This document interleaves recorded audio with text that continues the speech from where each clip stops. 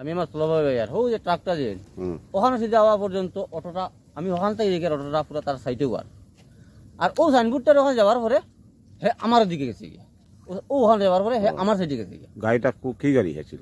3 চাকা যেটা একটা পেট্রোল অটো যেটা ওহো মানুষ বুঝাই হ্যাঁ আমার সাইডে গেছে গিয়ে। হ্যাঁ যখন আমার সাইডে গেছে তখন আমি যাচ্ছি যে মানে তারে আমি মারি দিমু আমার সাইডে আমি ব্রেক মারলে আমি জায়গা খারাপ থাকলে তারে মারমু হ্যাঁ আমারে মারবো।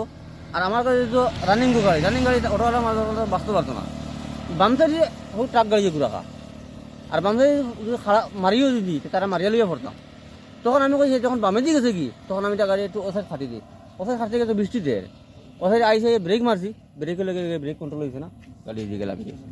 আপনার গাড়ির নম্বর কত? 3614 3614। একটু পুরো সম্পূর্ণ বলেন।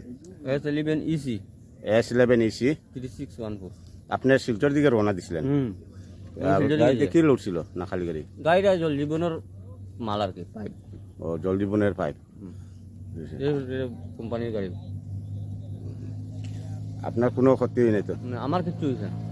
আপনার পাইলট? আমি পাইলট। ঠিক আছে। গাড়ি কি গাড়ি ছিল? এটারে কয় অশোক লিল্যান্ডর পার্টনার। অশোক লিল্যান্ডর পার্টনার। এটা কত চাকরি? 4 চাকা। 4 চাকরি। ঠিক আছে।